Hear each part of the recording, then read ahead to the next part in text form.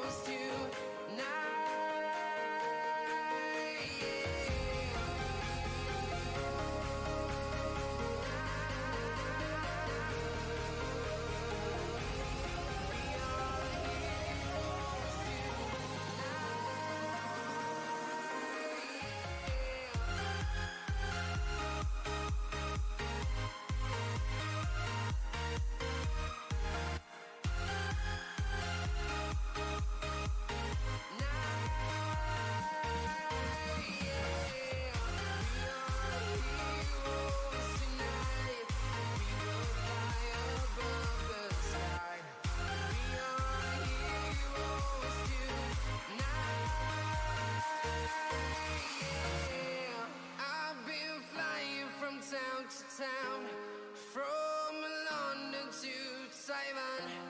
I've been all around the globe trying to protect your soul.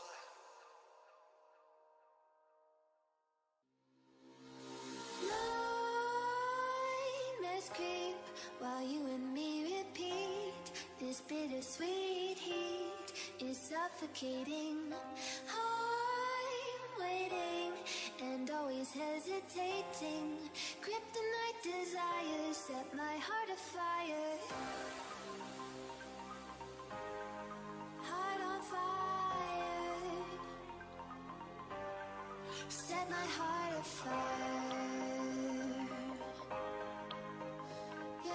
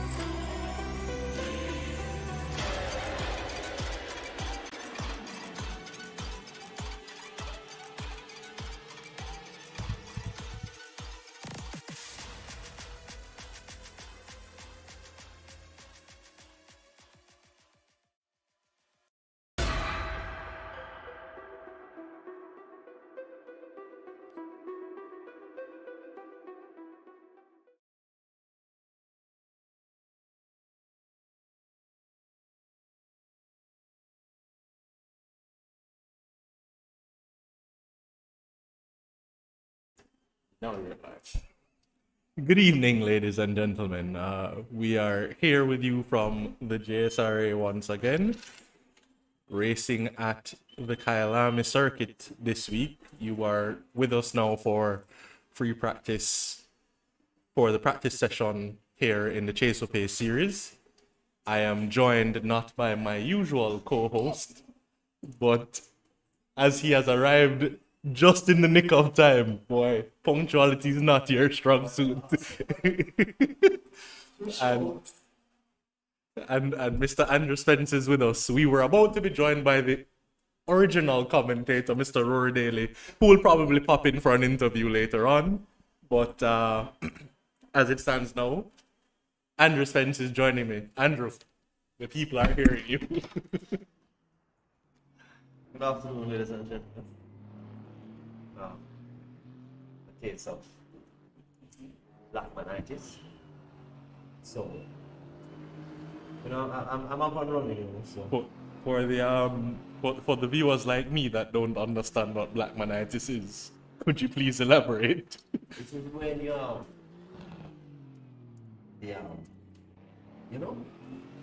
can't say the word on the street, but you know what I'm saying. I don't. The intensity of the melanin in the skin which Okay. causes one to sleep.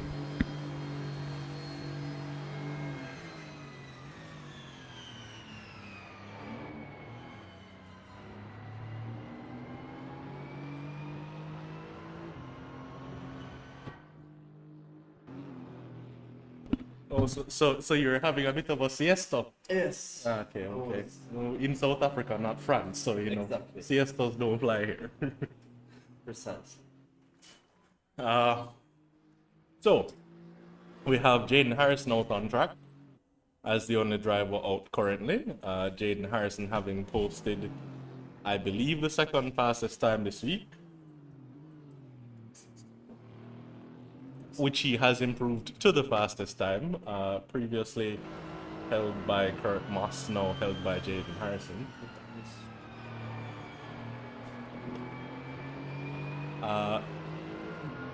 He is one of only two drivers that are in the 147s. I stand corrected. There is a third driver in Daniel Williams who has also dropped into the 147s. Not sure which drivers will be seen out on track this evening, but we do have Jaden Harrison and Cale Vaden Roper will be joining him momentarily. We hope to get good numbers as the turnout. I think some of the drivers are a little bit afraid of this track this week, Andrew. Proving quite a difficult track to get right and, put a good lap together. It has proved quite difficult throughout the course of the week.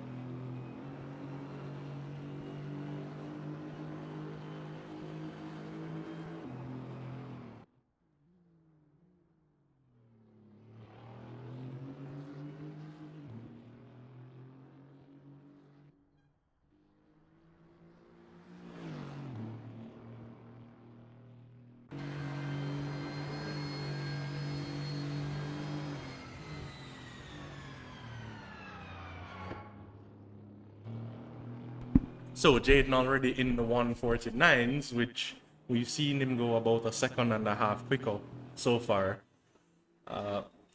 We will observe track conditions are close to optimum, but not quite there. What's the fastest time for so far? Fastest time posted this week thus far has been a 1:47.4 by Jaden Harrison.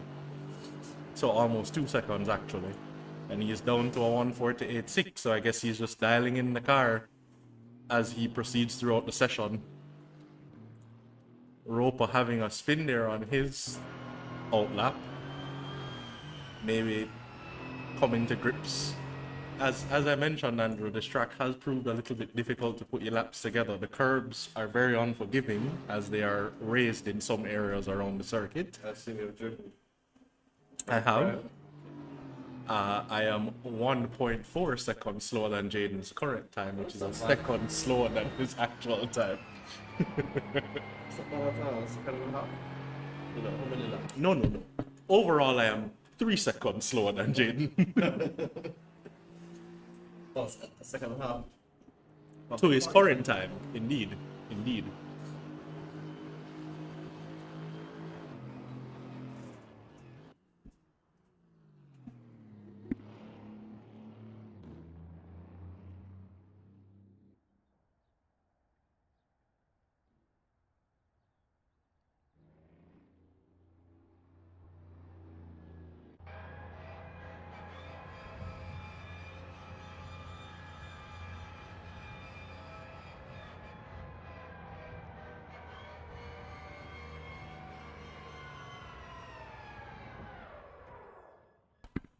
Not much to do in terms of setup this week, Andrew, so you will find that the drivers just have to get the car, have to get up to grips with the car, as the only things you can change are tire pressures primarily, and turning traction control on or off, as well as ABS on or off.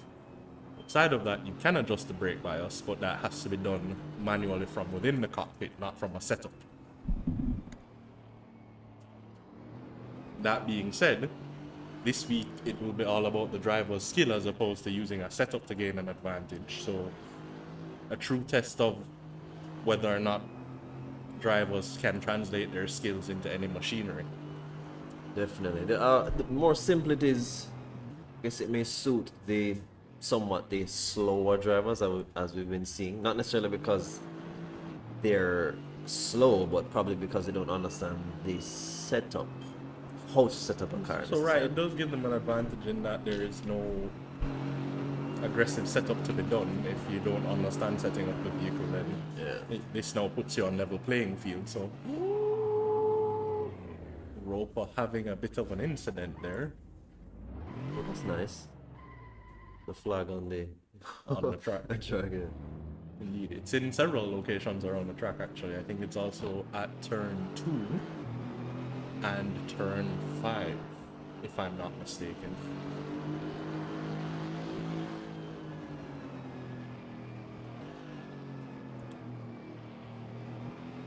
Roper looked like he would have been on a fairly decent, well, not so much, because that lap would have been in the 157s. Are we running custom liveries? I don't believe we are. I think the liveries are standard to the car from within gate. Starting next week, however, you might see some custom liveries as we start testing them out for the upcoming Peak Performance Series starting June 3rd. We are about 2 weeks away from that series where the drivers will be competing for cash prizes over a 7-race period ranging from June 3rd to August 19th. So we have that to look forward to, and I guess you will see more custom liveries throughout that series as the drivers starting to show their superstition when money is on the line. A lot of lucky designs.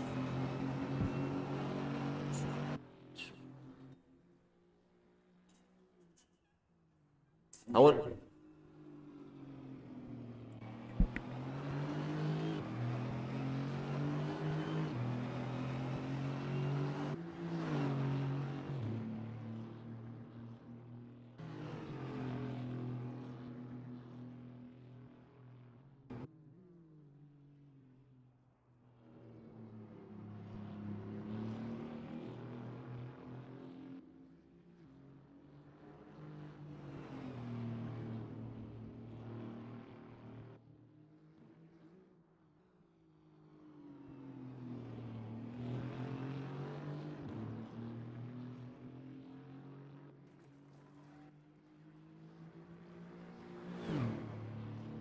We have Mitch and Wallace also joining the drivers currently out on track.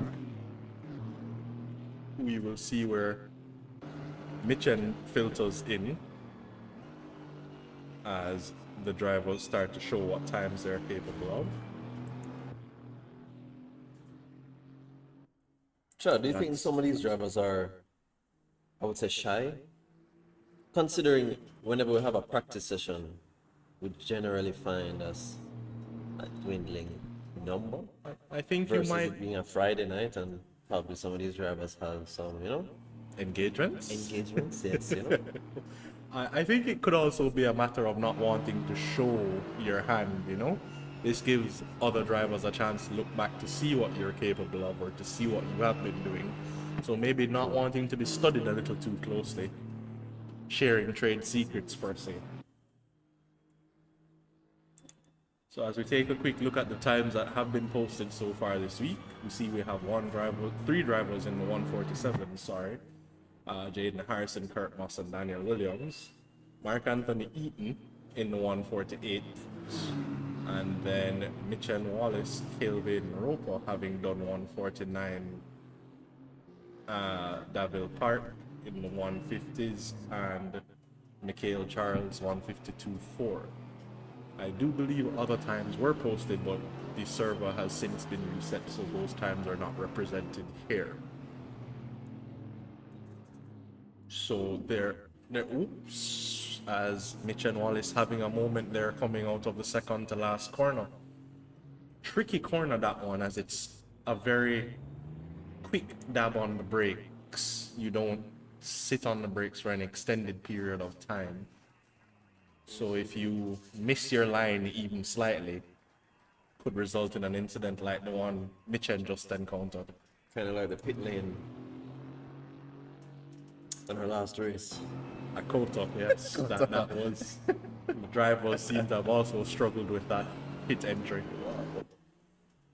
Roper at current 3 seconds off the pace of Jaden Harrison, but I do believe the gap is a little bit narrower than is listed, so we will see if Roper gets closer to the time at hand.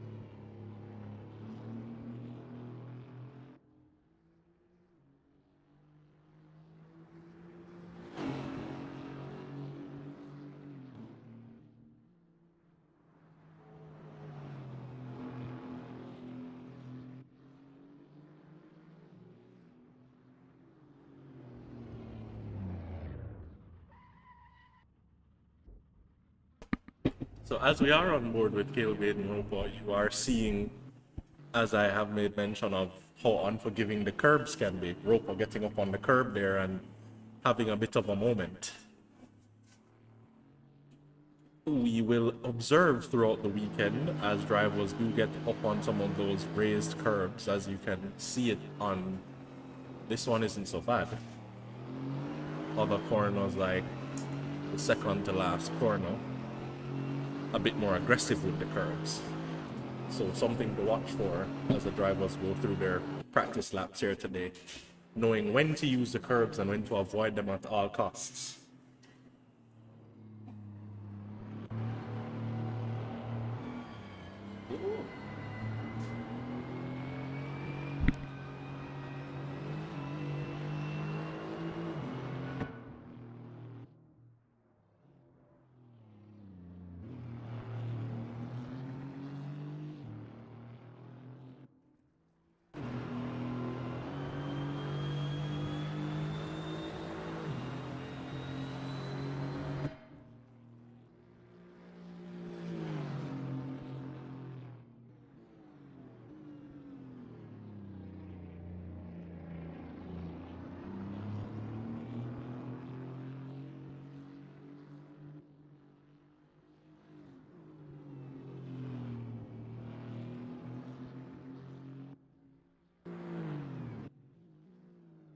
Mitch and Wallace now coming around to start another flying lap as he has not yet put in a representative time.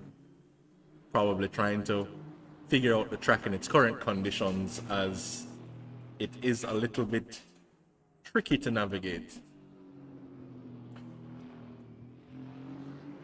So Kale is in studio with us currently, testing out the equipment. The fans can't see air quotes, Andrew, but yes, I do get what you're referring to. Yes, Kale is in center with us, using the rigs that we have here at the center. Is a little bit trickier to drive on equipment that is not yours, as you are so comfortable with your equipment at home. You've learned the ins and outs of it. Yeah. So when you have to dial in a whole new rig, it can be a little tricky. Whole new muscle memory as well. Indeed. And you know, you're on different pedals, the pedals react differently. I myself struggle with the pedals here as opposed to my pedals at home. The braking effort here is insane. Indeed.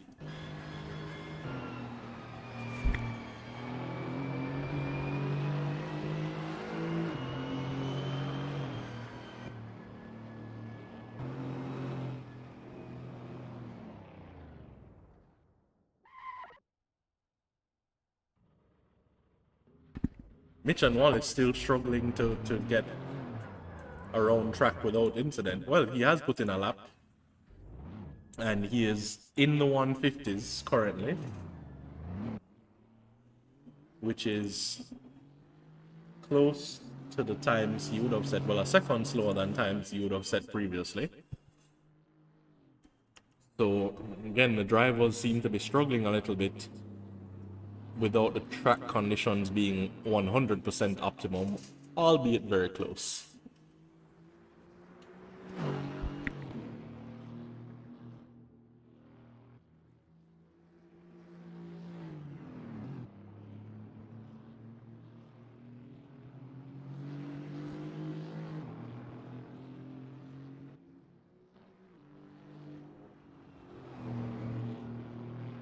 So, ladies and gentlemen, as one of the commentators are going to go out on track to embarrass himself, we have one of the OG JSRA commentator in studio, the maestro himself, the sensei. He taught us all of the tricks of the trade. The man, the myth, the legend, Mr. Rory Daly, will be joining us here on commentary as I go make a fool of myself on circuit.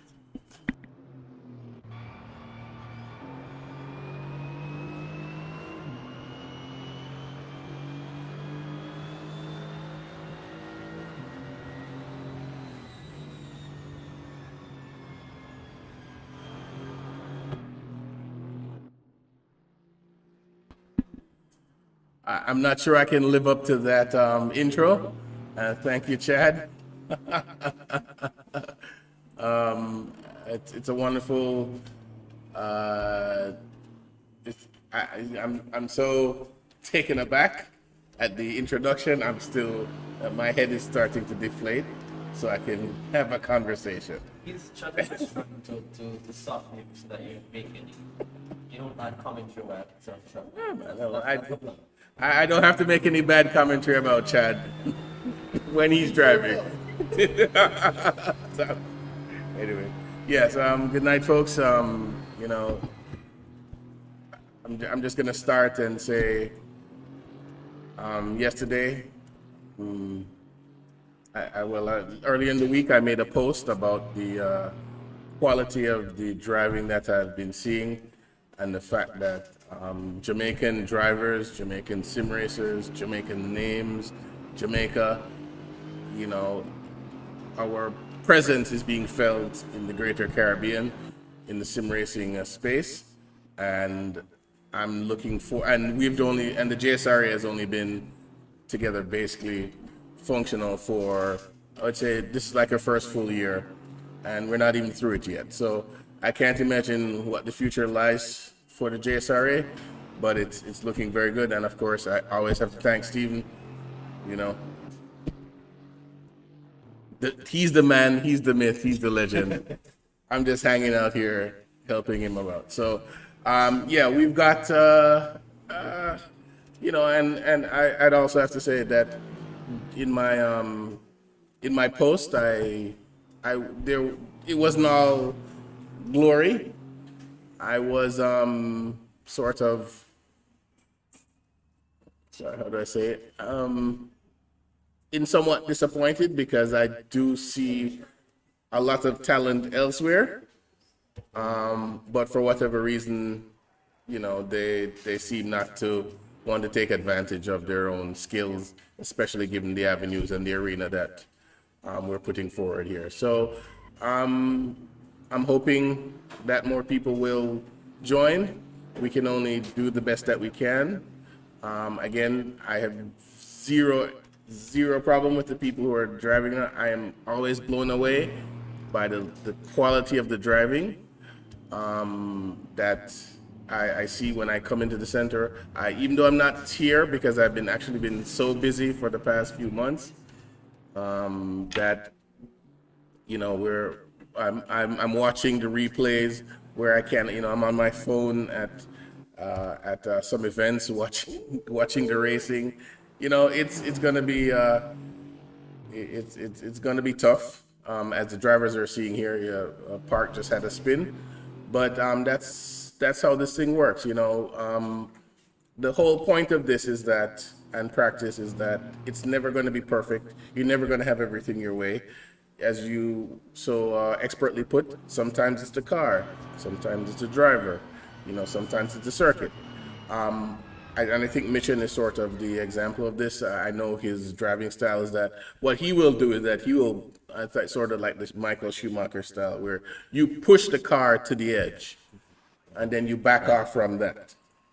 All right. So yes, he's going out and he's trying to figure out how fast he can take that corner, how much braking he needs. Yes, he'll mess up, but it's free practice, and he'll just keep going and going and going until he just dials it down from the 100 back down to the 95 or the 80 or whatever he needs to make that corner. So that's the point of practice, to get yourself familiarized with the car and the circuit.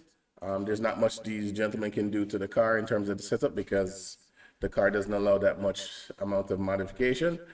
You know, because I know generally you'd set up the suspension to handle the curbs, but you don't really have that option here. So, and then the other thing about this circuit is that this is an old school sort of circuit. This track used to host the good old Formula One races back then. The track's been updated as we've gone, as it's over its lifetime. But at the end of the day, it's not a modern circuit with just absolute runoffs and, you know, curves that are more flattering to high speed. It's a very demanding circuit, and you know, it's not going to be easy, and it shouldn't be easy. What we want is these racers to give us their best and put it down, because if they aren't able to function at this level, when we put them against opponents elsewhere, you know, even then you would have even more restrictions you know, you might have more restrictions. So you do need to be able to be adaptable. And I'm not saying that they aren't. Again, I'm always amazed with the quality of the racing. The drivers always amaze me, and so you know, they'll work it out for tomorrow. You know, back to the point, Rory, when you were saying that Mitchen is one that, like Schumacher, used to push or pushes the limit and then dials it back. I'm wondering what your take is on the opposite approach as well, because I find that some drivers don't like to take that path because they're more concerned about the lap looking pretty while making it fast versus just, hey, let me run off the road, let's just see how fast I can run off, and then next lap I dial it back. In our lessons in the JSRA, one of the things I try to teach, I always emphasize is that racing is, and setup is two things. It's either the car, it's you, or the circuit. Quite often, drivers like to play it safe and try to be comfortable, and they'll stick with their style or a setup that they like. That may not necessarily, as I've learned in real life and elsewhere in teaching, is that may not necessarily be the best option. As a driver, and that's why practice is there, is that you need to sometimes be out of your comfort zone. Sometimes the best way to drive the car is not the way you enjoy it. All right. So, yes, there is build up, but my view as an instructor is that I always go to the extremes. First. So if I'm doing a setup or if I'm talking with a student, it's like, okay, make the suspension as hard as possible or make the suspension as soft as possible, and then move from there. You don't. So I don't think there's anything necessarily incorrect with either version. I do think going to the higher extreme actually works better.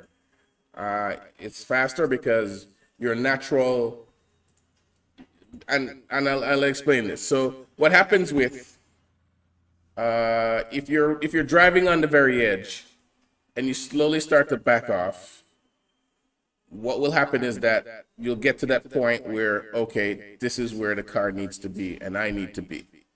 What happens if you start at the slowest, the lower end or the safer end of the spectrum is that you get to a point where you're comfortable with the car, or you might feel that you've reached where the potential of the car is. That doesn't mean that's where that point is, because you haven't gotten any closer. You know, maybe if you upped it a point or two, and make yourself a bit more uncomfortable. Your fear takes more precedence in that sense. Yeah. Mm-hmm. Because you just want to, as I said, most drivers' natural inclination is to have the car as comfortable as possible and make it as easy to drive. All right, and I said that necessarily is not the best procedure. You know, sometimes you need to be aggressive as hell. All right, you need to attack that corner 10/10, not the 8 or 6 that you somehow have design in your mind, because that's how best you feel you're taking the corner. So yeah, I generally tend to start from the extreme and go back down. I know some drivers aren't comfortable like that, but whichever one works for the driver, because one of the things at JSRA is that we try to train everybody individually.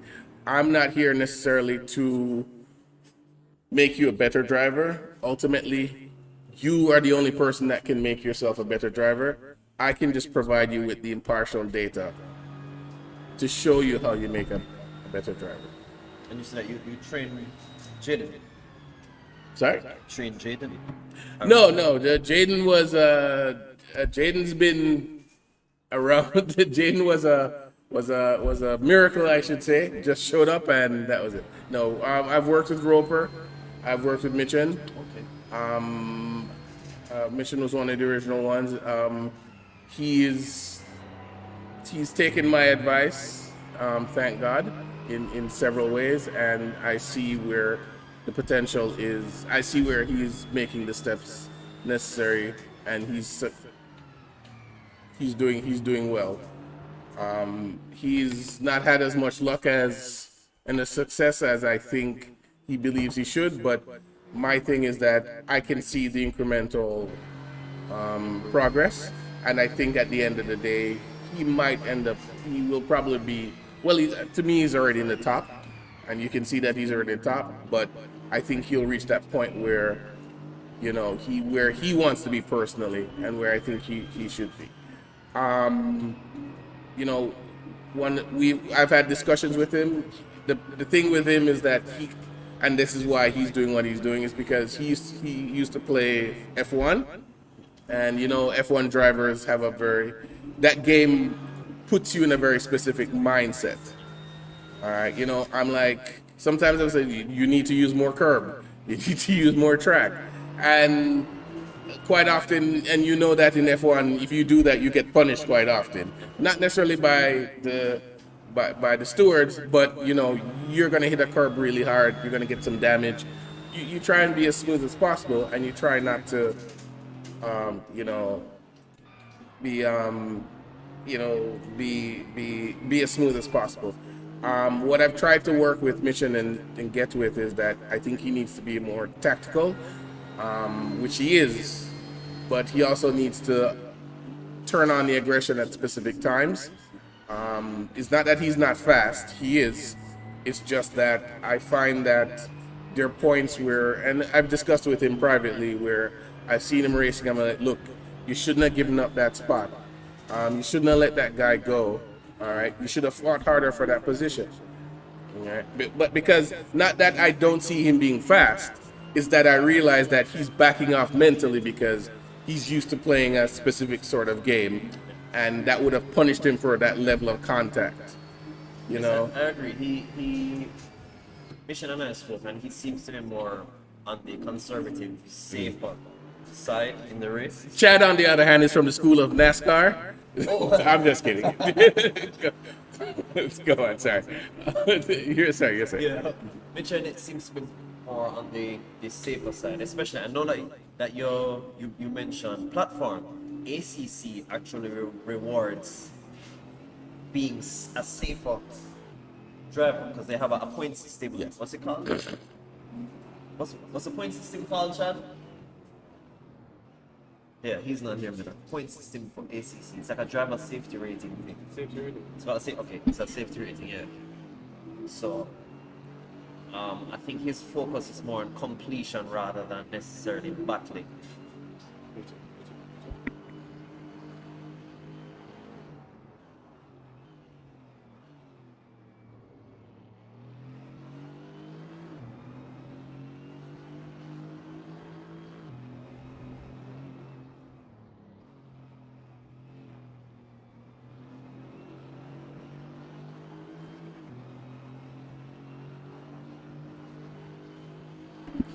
Say about Mitchell. It's okay, continue driving. Yeah, you're talking about Mitchell and. Yeah, Mitchell. So his focus, his what's the word? Driving style. Decision to become a safer driver, I think, has to do with, as you said, the experience with the different platforms. Because ACC requires that for you to enter certain races. You cannot, like AC, where you can probably just jump on a server. You have to have a certain safety rating in order to access these races. So I think he's been between two minds, but I guess you're there to push. I mean, even before he started doing ACC, because one of the things when he came to me was, when he came to JSRA, and again, he was one of the drivers that I was with, is that I encourage drivers to race as much as possible. Yes, theory is a huge part of it, but ultimately, driving on tracks, dealing with the randomness that is humanity, gives you, and even just experiencing the circuit and different cars, gives you a level of experience that even even theory itself can't ultimately fix. And a lot of the things is that you'll find out about yourself once you're in competition. So even before, when he started with us, one of the things was that, he was always conservative. you know, we had as we went through our driver's lessons and we were analyzing everybody's driving ability, which is something that we do. I started to say, okay, you're very conservative. I clearly that you're tactical. I can see you're winning based on the fact that you are using a level of knowledge that the other drivers at that point in time don't have. But I think you can be faster, and I think you're giving up a lot of speed and a lot of positions on the basis that, again, you're used to playing a game where you would be punished for any contact. We see this in Formula One where, Max Verstappen is not afraid to put his Formula One car wherever he wants. Good evening, everybody. I'm just listening to this special. Because he's from karting and he has no problem placing his kart when he was racing wherever he wants.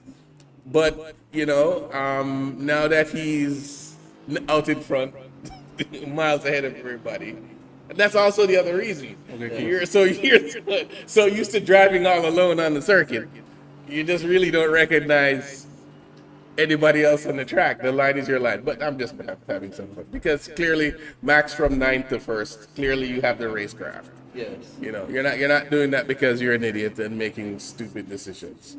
Well, he can afford to do that because he's winning. Okay. A driver who decides to place his car anywhere and is not producing the results would, have that same level of. Like Mick Schumacher ended up costing his team Haas $2 million in damage. So, that's how these things go. But again, at the end of the day, we want people to come and race. One of the things that you and Chad discussed a bit is that, and this is something, again, the psychology of racing, which is a very big part of it, is that some people are afraid. And I'll say this is why the JSR is here. The point is that you can come here, learn, upgrade your skill. We're always willing to help. You just put in the effort and be serious about it. You can be fast.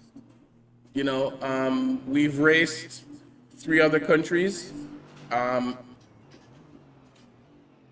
Four. We've raced multiple other countries. My bad. We've raced several other countries, and we've done so without any fear, because I have my faith in the quality of the driving that's here. It's not that I believe that I do. They are better than us in several cases, maybe 1 or 2 of the countries, but that is not because I believe that they're somehow magically better than us. They've been doing this longer, and they take this way more seriously than we do. And my thing is that, given the talent here, if we were to put in a similar effort, we would be where they are. It's as simple as that. There's no magic that they're better than us. They're people. I mean, you see Kurt Moss, you see him up there, bam, Mr. Lance. Again, Jamaican flag there.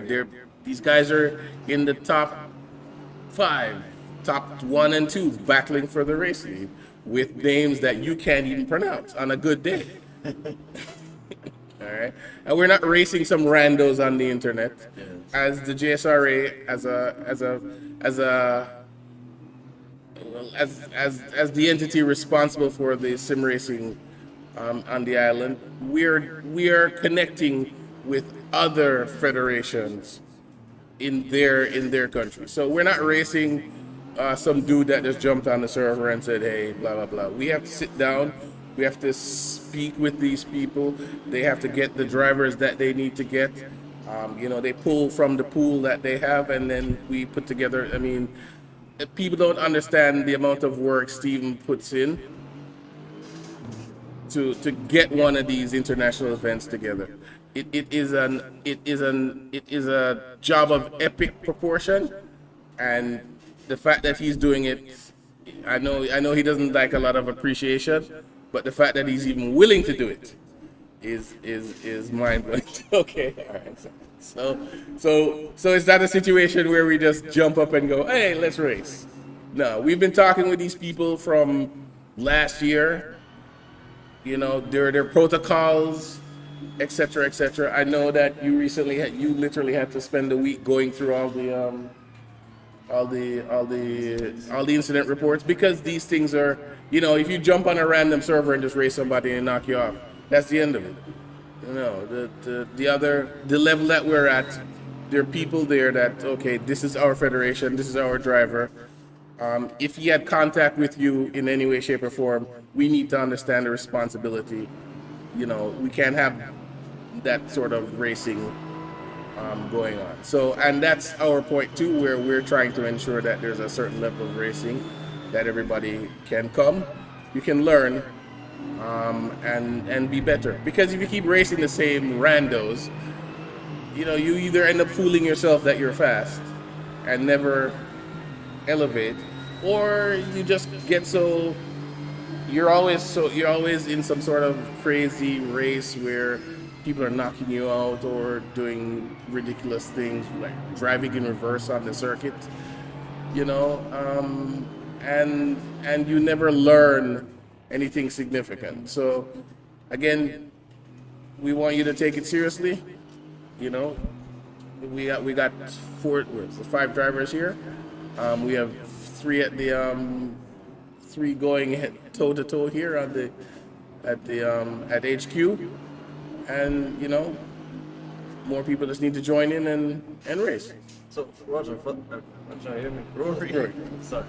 For those who are listening, because you made the point of people not necessarily taking this art, I would call it, very serious, and that goes for non-drivers and drivers alike. For those that would consider this listening and saying, well, why is Rory sounding so serious about something? This is just a game. What would you say to them at that point? When my first significant taste of professional sim racing came courtesy Porsche, and at the time, the prize for their series was a 911. Oh, okay. Real car. Yes. Their prize last year was a $50,000 watch. Yeah, $50,000 US dollar watch. So, you know, that's why I'm taking it seriously, because other people take it seriously, and there's quite a lot. There's a lot of opportunity for you if you take it seriously. You know, whereas I think, and Stephen and I have tried to do this, maybe to sort of the detriment. It may be turning people off in the terms of that we're trying to present a very professional view of it, and not because we want to, because we feel it's right, and that attracted the situation where we're now part of the JEI, you know, and we're a federation representing, you know, sim racing in our island. That didn't happen because, oh, we just decided that we wanted to have a bunch of people racing. We realized that there were opportunities there on the worldwide stage. We needed to access these things to help bring, you know, people who are serious about this sport, who were probably just racing for fun, wondering where this would take them, where we're able to take them, you know, to a level where they feel that their skill is justified, and they're spending all that time driving. You know, I mean, a lot of people just race and it's just online, and we're broadcast on Sportsmax. You know, yes, we have our YouTube, and yes, we have our Twitch, and we're growing that audience. But at the end of the day, we're being broadcast by one of the biggest cable sports networks in the Caribbean.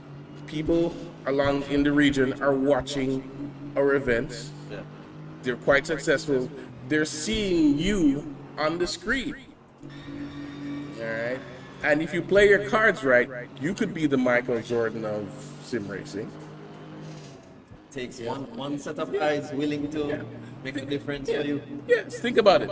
When peak performance starts on June 3rd, all 7 events will be broadcast.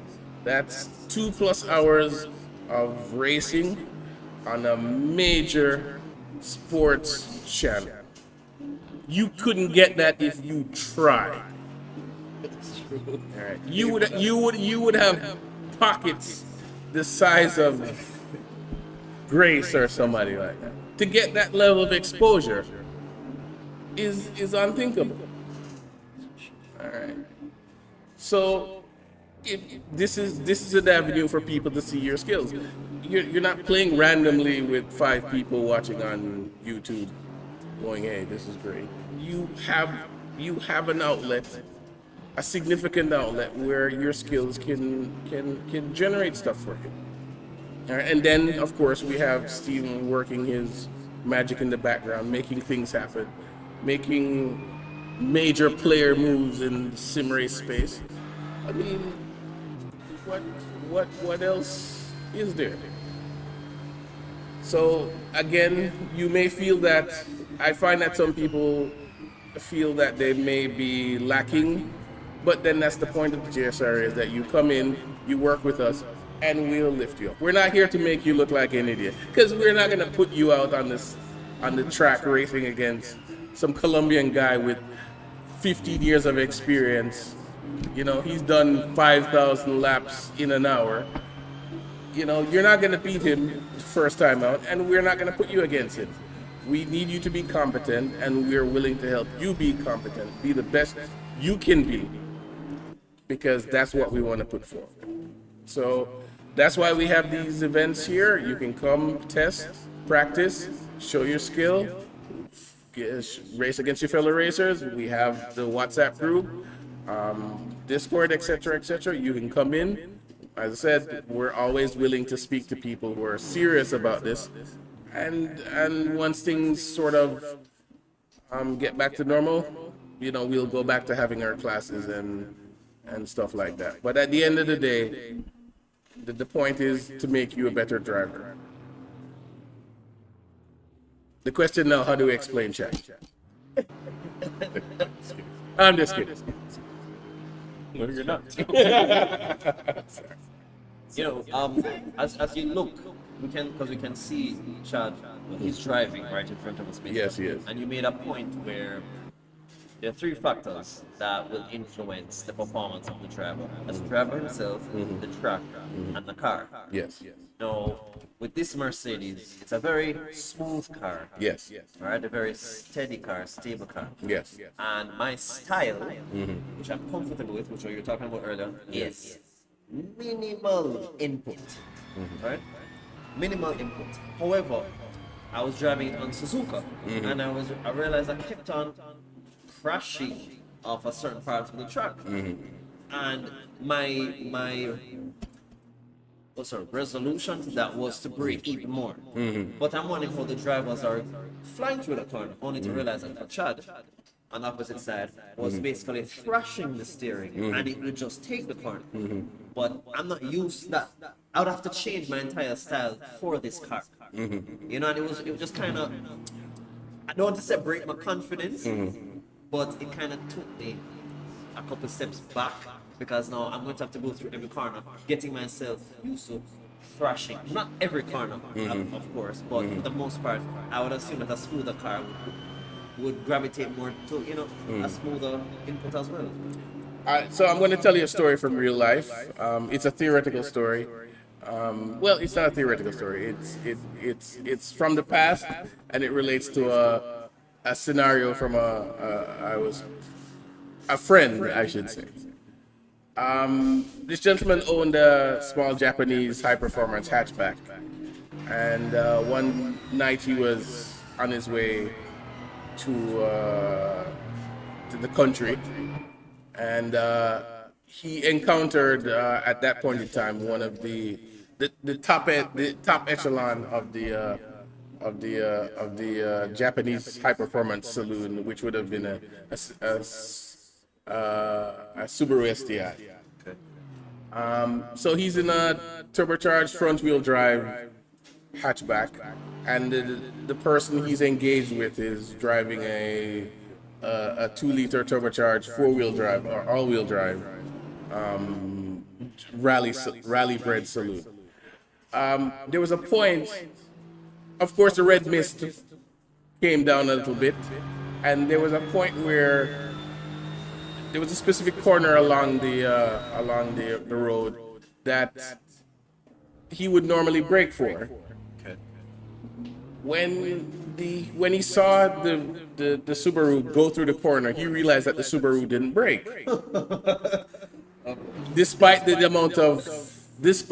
disparity in speed between them. However, and again the red mist played a part, and the gentleman decided that he wasn't going to slow down, because if he had slowed down or braked, he would lose so much speed versus the Subaru. And just like you discovered, he went through the corner at the speed of the Subaru and came to the realization, oh my God, I could have gone through that corner much faster all this time. Okay. So, that's what I was saying about about driving style, where you get to a comfortable point and you're okay. And technically, as I said, there's nothing wrong with that. But racing somebody, as you found out, and you see what they're doing, you realize, oh well, maybe the car can do it, I can't, because I'm not mentally prepared to drive the car that way. Precisely. So, or I'm not mentally prepared to take the corner that way because I don't think the car is able to make that One of the things I do on when we're training is that what I find is that there's two sort of drivers.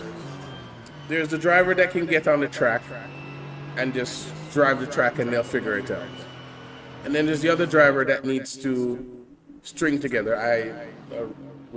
Cale Roper left. I talked to him. I think he's one of those drivers that I see like that, where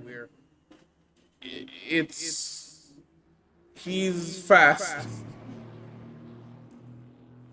but the disparity between the sectors is significant. So the key is for you to string together your fastest sectors, which will theoretically give you the fastest lines. And that's what I do sometimes, that I take people and I said, look here, just go through this corner, practice this corner. All right. Tell me how fast you can go through this corner. How many times can you go through this corner and not crash or get it right? Keep going through that specific corner until you get it right. When you feel you're comfortable enough with that corner, then move on to the next one. Because that's one of the things I was taught myself, is that it's just a matter of stringing the corners together so that I've never seen the game do that. So that's part of it. Again, it's the mental game where you believe you can do something, and sometimes it's just necessary for somebody to just bring that piece of your skill up. It's not that you can't do it, it's that you thought you couldn't do it. I always start the lesson with, the man change his shirt? Okay. Sorry, I shouldn't be talking. The situation is, the situation is I always tell when I'm in class, something I've learned. The great Kyalami Race said that winning is 80% ego and 20% talent. And what he means by that is that 80% ultimately is just your own mindset in terms of wanting victory. There are a lot of people out there might be better than you, but if you want it bad enough, you will practice, you will do everything you need to do to get the win, to learn and bring your skill up. No, you made mention of that. I was listening to an interview, because I followed Colin since I was a child, basically, right? And my father used to watch it. He used to play the games and stuff. And he had a Kyalami Rally is still one of my favorite rally games. I still have it on my machine. I play it from time to time. Nice. And his co-driver Grist, Nicky, Yes. was saying that Well, actually, here's the thing. Well, okay, go on. they're on a track, right?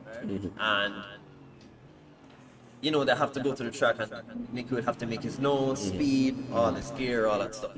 So they apparently, I guess the day before, whenever practice was, had the corner set to 4 flat out, right?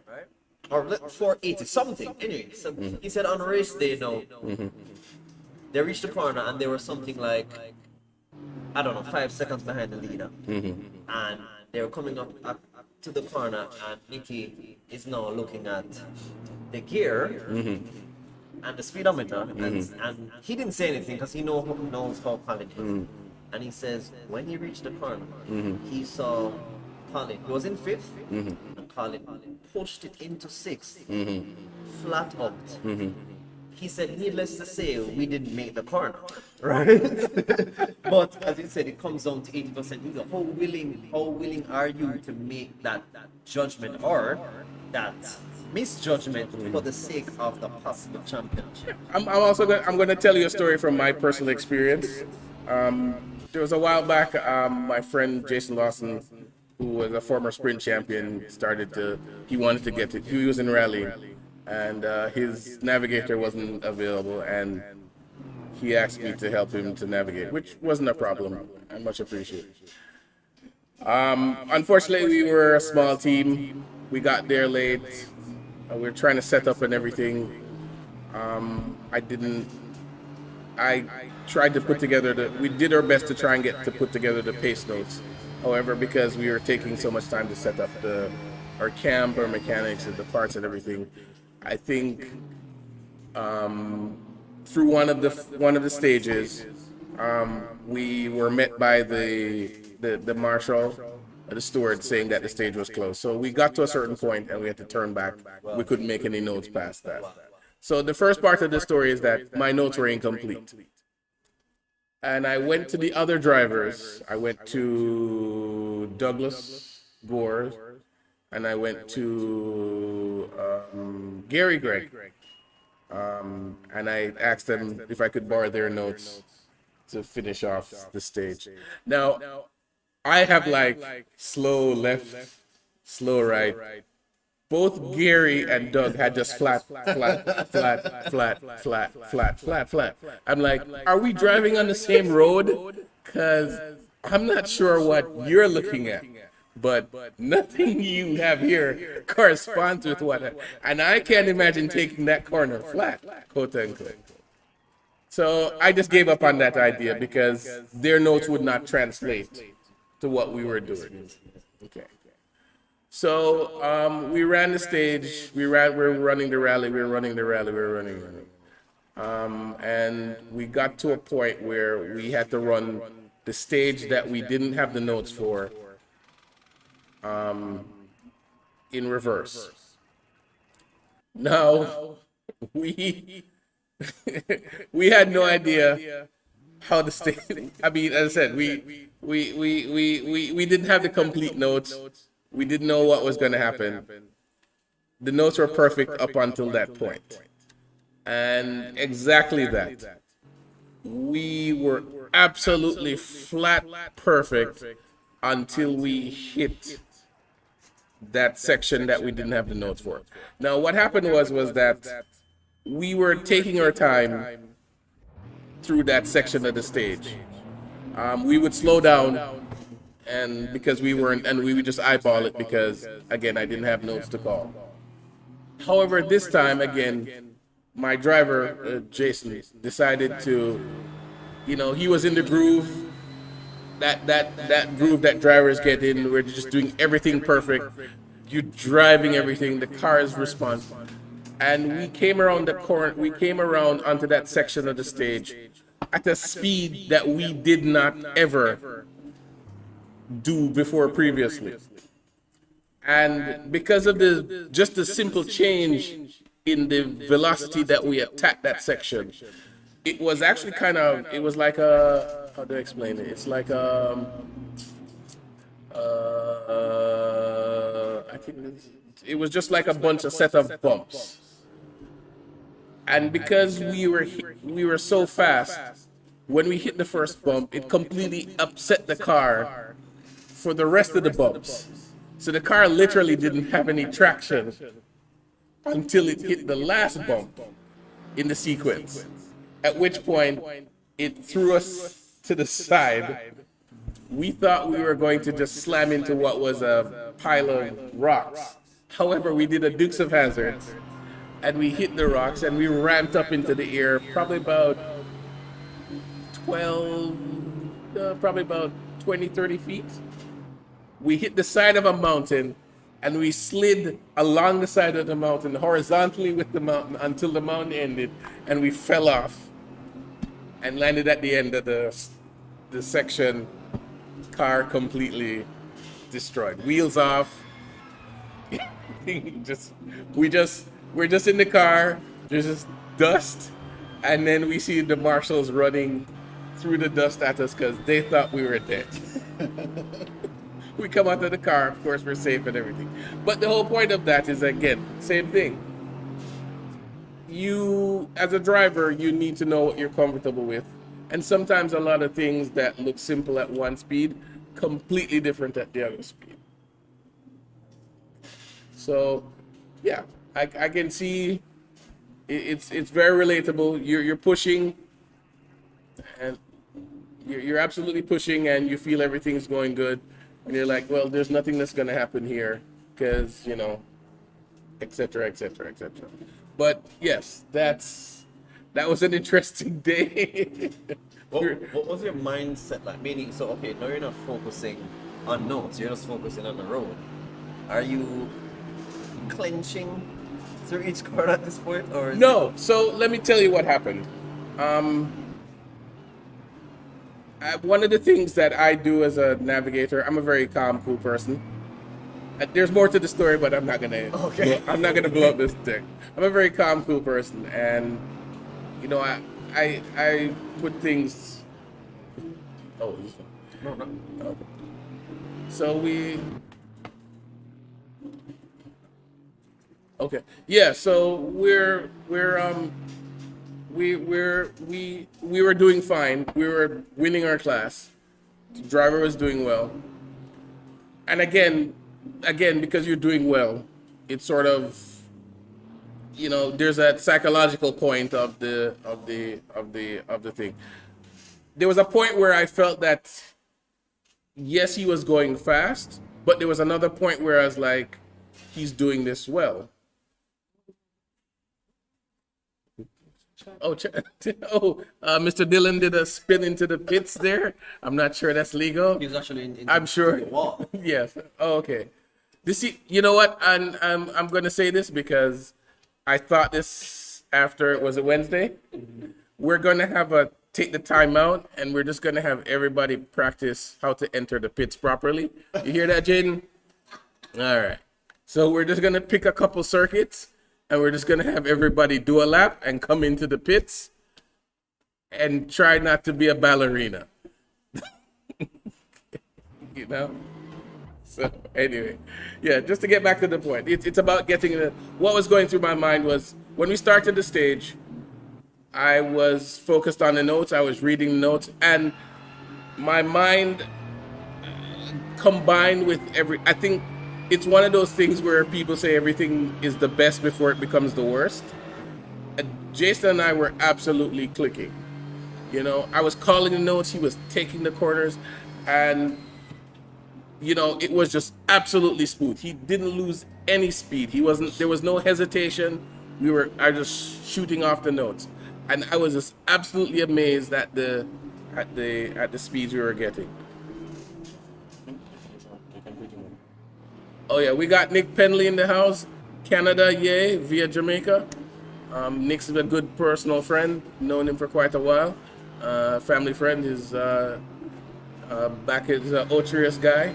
Well, technically St. Mary, but that's close enough. So I just big up Nick. Keep willing.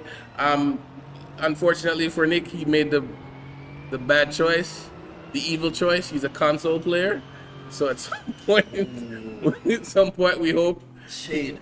So at some point, we hope his wife will allow him to get a nice PC for Christmas, and then we can have some real serious racing. So, big up, Nick. We're looking forward to you. Maybe win the lotto. You know, something. The president definitely endorses that message. Yeah, so my mindset was that it was one of those things where everything was going well. A matter of fact, before that section, there was a double danger. And I called the double danger, and Jason just went straight through it like a pro. I was like, yo, I'm like, this is beautiful. And then when we hit the first bump, and I heard nothing, and I'm like, something's wrong here. So when we hit the second bump in the sequence, I realized how I had, because the car went quiet, I looked up and I realized that we were slightly in the air, and I realized we were still going forward. So I realized when we landed and hit the bump at the end of the sequence, I was like, okay, this is not going to be good. When we hit the bump, I saw the car veer immediately to the left, and I just saw rocks. And I was like, okay, this is going to be a hard hit. We're just going to hit the rocks, and that's it. We're just gonna. Boom, and it'll be an instant stop, and that's it. But it didn't. The car just went absolutely quiet. I just heard bush, and then a loud bang, and then the car was just full of dust. And I'm like, what the hell just happened? So we come out to the car is smashed, the wheels are gone. All four wheels have just split off the car, the suspension's broken. So the car's completely, it's a Nevo 4. It's completely smashed. It was a 5, I can look back. But I'm like, what? At that point, I'm unhurt. There's no pain or anything because, you know, security, safety gear and everything. But I'm just wondering what's happening. Jason and I come out to the car and we're looking, and of course, as I said, there's a big dust bowl behind us. The steward, the marshals are running towards us because they're trying to figure out what's happening. And I'm like, okay, I don't see any like marks on the road behind us. And I'm there, I said, Jason, what the hell just happened there? So we were like, we looked, the rear bumper of the car was missing. We're like, so where the hell's the rear bumper? And the marshal points up. Oh, it's And it's in the, it's the rear bumper is trapped in the foliage on the side of the mountain. And I'm like, holy crap. You guys went up there. We went up there, and again, the only reason we came back down at that point was because the mountain ended at that point in time. So it was absolute. It was like I said, it went from absolute. Oh, everything's going great. Something's wrong here. Oh, we're just gonna crash, and that's the end of it. To what in the world just happened? You know, it was a wild mix of feelings and thought process. But you know, sorry to bore you with all the story. I know we should be talking about the racing and, you know, Mr. Dillon's inability to enter pit lane properly. But I mean, not much has happened since. Harrison has taken off about 4 or 5 tenths of his original time. Based on this, that's just one thing.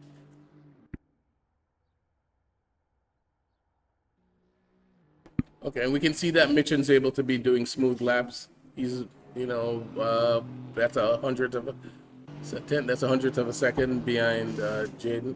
So again, his typical thing, very tactical, push first, and then back down and find yourself the lap that you want. Or it looks like Dylan could use some of the advice. You know, tens here and there.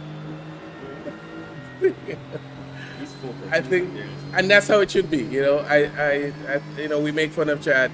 It's all in fun, but the truth of the matter is, I do think he's a good driver. Again, it's just practice. So I know his co-hosting duties, you know, kind of overshadowed everything. He found a new skill, Definitely. and he seems to be a bit more engaged in that Yes. than the driving, which now I'm completely annoyed because I think he should be driving more than he is commentating. But again, another talent unleashed, and we're happy to have it because, you know, I could see him, you know, in Monaco or somewhere, with his For mic sure. representing Jamaica, you know. He stays on the track a lot longer than I do as well. So, so- each lap I'm going off here and there, but he's quite consistent with his pace. So it's just a matter of tips from the great Rory. As I said, my view is that if you're at this point in your sim racing abilities, you don't necessarily need me to teach you what to do. My job is just to fine tune, you know, clear those rough edges.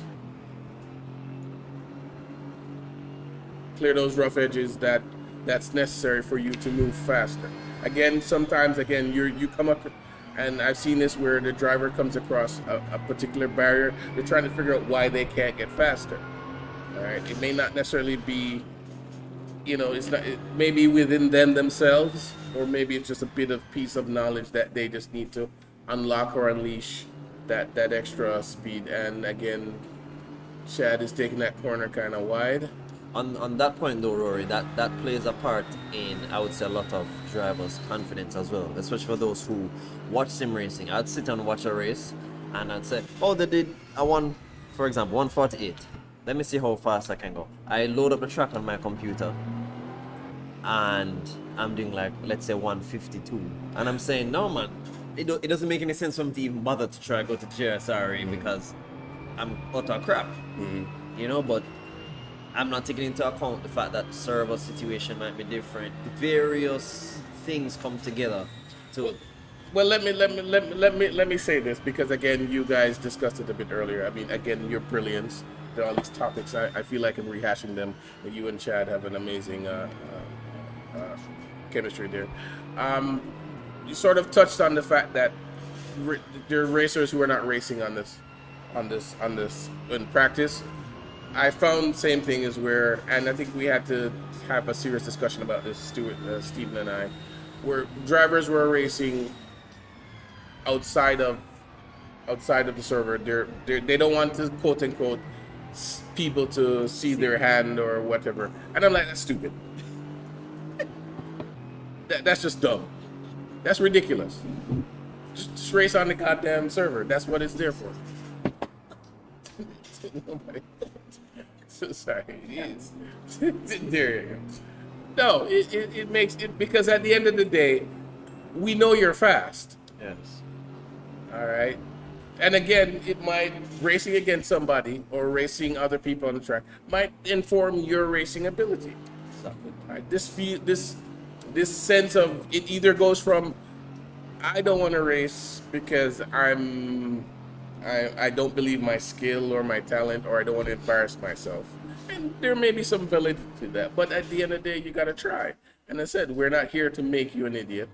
We want you to race so that we can see what you're doing and offer help. Then there's the other end where, I don't want anybody to see how fast I am because I am of the belief that, I don't need to share my speed with anybody else. And there's two points to that. There's two ends to that.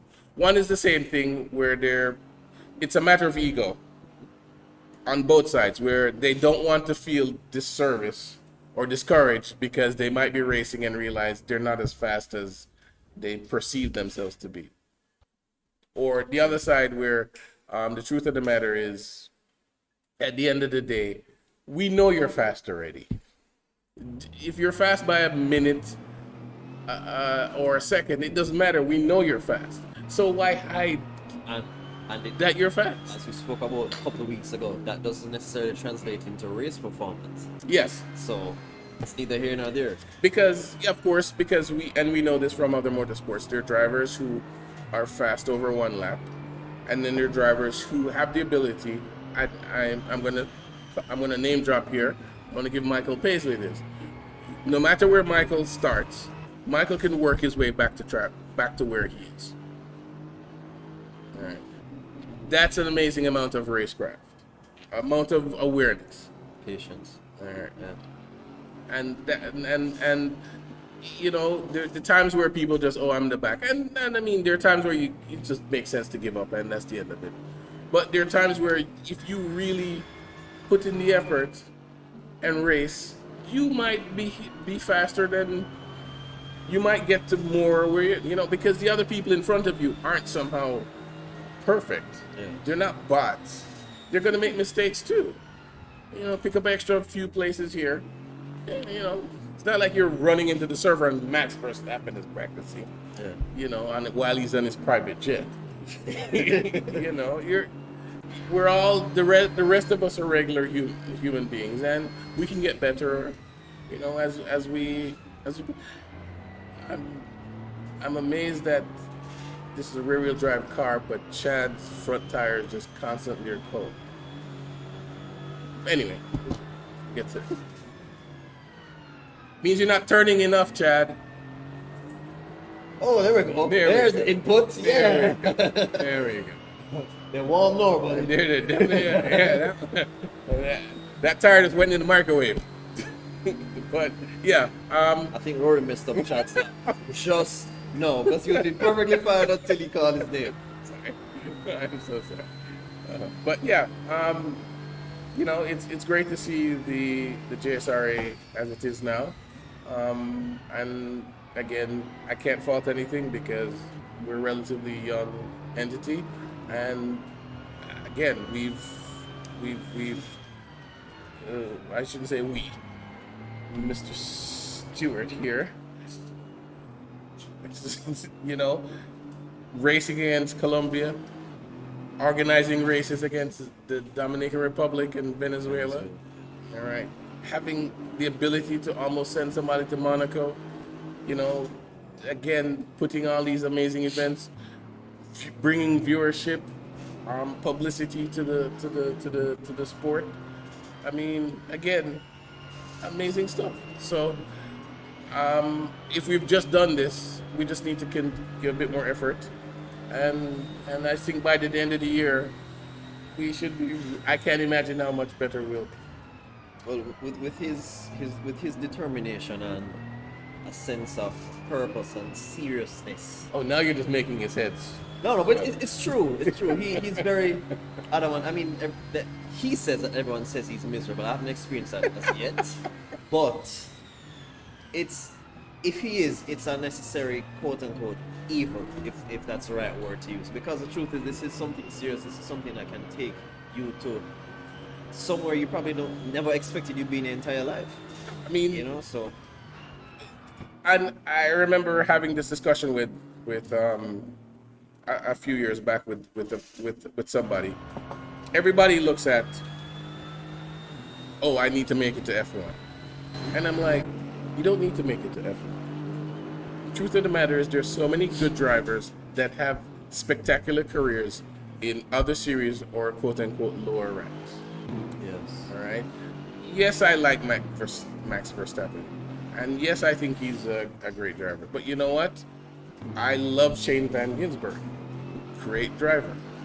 All right. What the hell is he in? He's in V8 Supercars. Yes. All right. I watch all these other series, touring cars. There's Matt Neal, Jason Plato, etc., etc. I can go on and name all these other drivers that are able to have wonderful careers in various all these various disciplines of motorsport. All right. So I think the issue with that, Rory, sorry to cut you off, No, is man. that they associate F1 with being the best, and that's far from, in my estimation, this is a personal opinion, if you're a rally driver, you may not be going 200, 300 miles an hour, but you best believe you have one chance to make a mistake, and that is you know, this was it. This is a big this is a big battle in my F1 group this morning. I don't know who started it, but yeah, they started the rally driver versus F1 driver. As a lover of both sports, I don't know if I could choose one, because the truth of the matter is, it's a different discipline. Yeah, because the truth, and I had this discussion with somebody else, earlier, and it's very difficult for a rally driver to be a Formula One driver, but it's a lot easier for a Formula One driver to be. You mean the other way around? No, and I'm Easier? going. And yes, and Okay. I'm going because you can see Kimi Räikkönen, and you could. What's the dude that lost his arm? I can't even remember. Robert could, yeah. All right. And the reason my logic with this is that as fast as rally drivers are, they're nowhere as fast in terms of outright speed as fast as an F1 car. A rally car stops at what, 115 miles an hour, if that much. A Formula One car is doing what, 180, 200? Yes, but So it's a lot easier, and I think I remember Kimi saying it's a lot easier for if you've been driving at 200 miles an hour for your entire life. If you're driving at 115, you might as well be in slow motion. I guess. I mean, I'm no Kimi. Kimi has the experience. I'm in no way qualified to speak on this. But for me, it's not just about the speed. You have the security. No, it's not. It's not just the speed. It's what I'm getting at is that the person who is used to that level of mobility, if you put him in a car where he has to drive slower, it's nothing to him. Well, true. I can see that because it forces you to be smoother as well. It's not necessarily let's throw the car off balance to catch it back to send it through the corner. I was about to say that. Well, he didn't set the fastest time, but he was like at 2 seconds off the fastest time. Because Something he was sideways through every corner.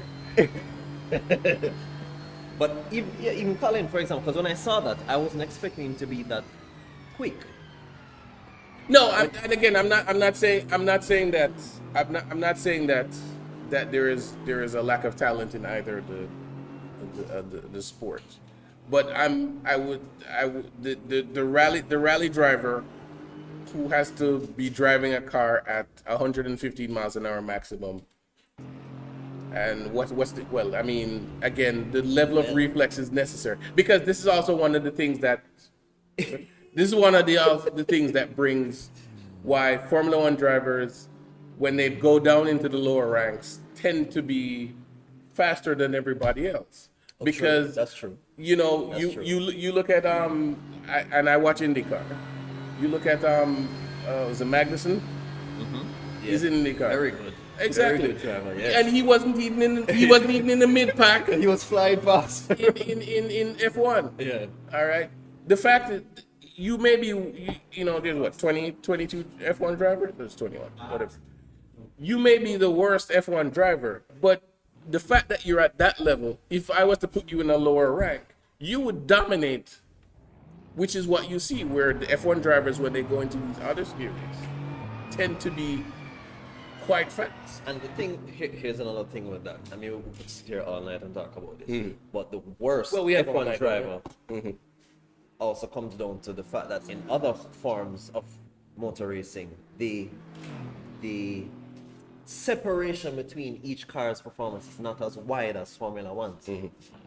I would think, because you have the middle pack and you have the back pack. In other forms, they don't really separate them like that because they're technically quite close. And as relates to the reflexes, well, I've seen that more than one occasion, so I have to agree with what you said in terms of them moving to other sports and dominating it. But I don't know. Subjectively, rally is just crazy to me. And also, not because, back to your point, not because you didn't make it to F1 doesn't mean you wouldn't have been as good or even better than someone who made it. Because there's a limited amount of spots. You know what I mean? And that year you may not just have been your year, but they were selecting that year. You know what I'm saying? So it's ever changing. I said to someone the other day, I was thinking about, we're talking about Bolt and Bolt being the fastest, and I agree, okay, he's proven it. However, there was no one.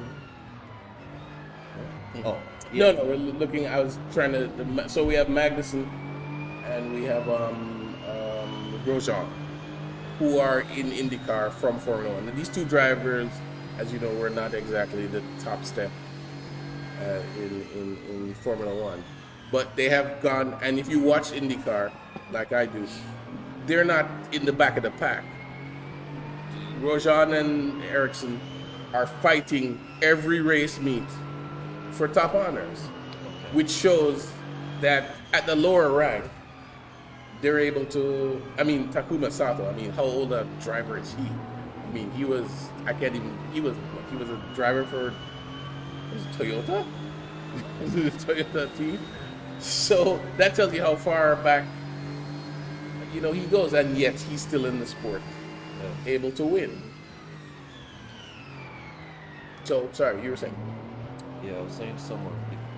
I mean, they were talking about Bolt and Bolt's performance in the race, and I'm saying you can't take necessarily look at the existing drivers and use it as okay, they are the best. They are the best in the context of these are the available drivers that you can look at the time. But it doesn't mean that this is exaggerating. If I get up tomorrow and I'm allowed a chance, it doesn't mean that I would have done better than them. You know what I mean? So they shouldn't use it as a measure of discrediting their own ability to join other forms of racing. You know?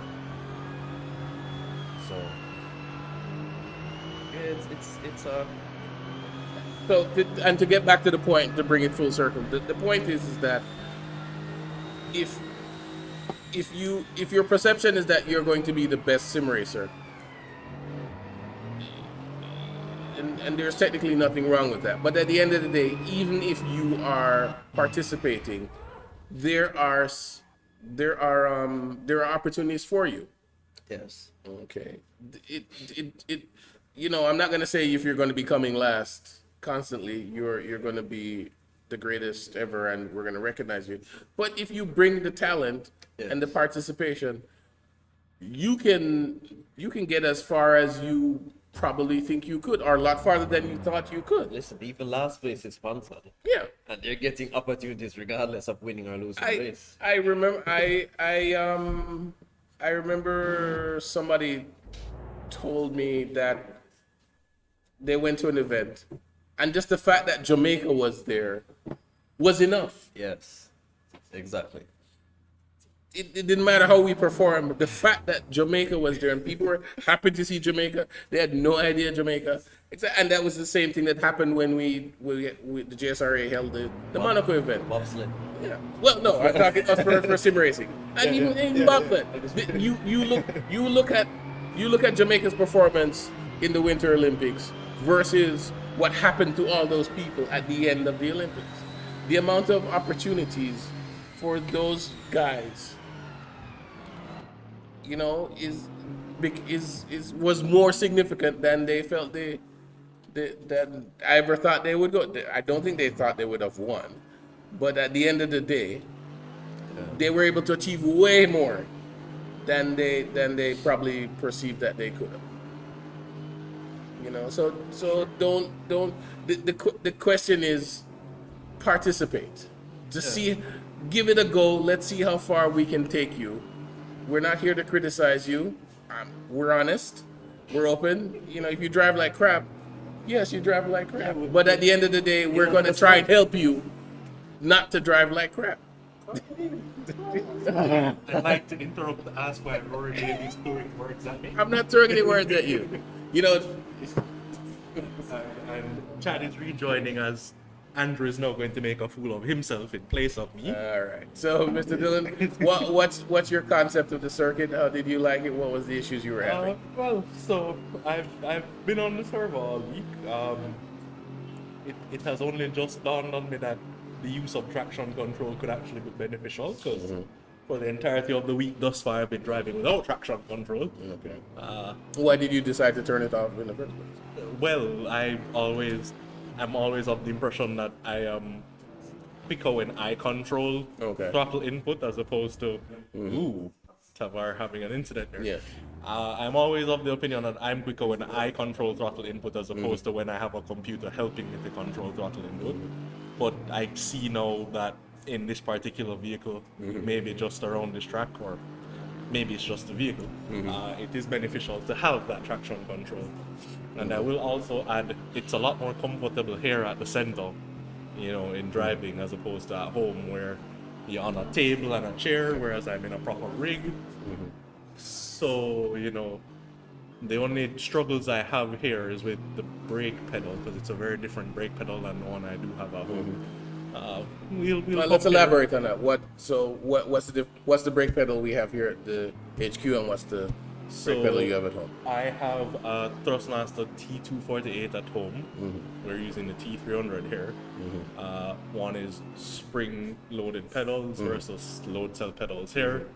So the load cell does tend to give you better reactions, and you get to it's more consistent because it's pressure based versus position based, whereas my pedals at home are position based. So I guess it's a different tweak in memory that way, because at home it's just remember position, here it's remember pressure.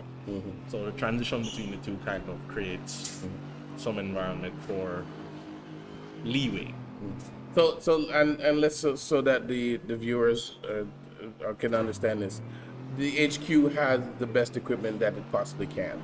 It is probably generally better than what the average person would have at home. Oh, certainly. So the ability to come here and use that equipment, it's the difference between using 2 paint cans as weight. Oh, absolutely. Oh, yeah, weight no, for sure. versus proper weights. Yeah, no, because Yes, they weigh the same, but there is a difference between the mechanics of a proper weight and just 2 buckets of concrete. Indeed. So, again, the benefits of working with us is that you have access to a level of equipment that you wouldn't have. So yeah, so talking about the circuit now, what else is it that it doesn't seem to be a very fast and flowing circuit. It seems to have very no, it is quite technical. It's where quite technical. You get a lot of heavy braking zones, and Indeed. you're getting And your then- exits, and Yeah, if you miss there we go. If And you Tavar just made that. and if you're not getting your exits on point, it will mess up corners to come, because it's one into the other, so you have to sacrifice here to gain there, and it makes for errors cost you a lot more than they would on some other circuits.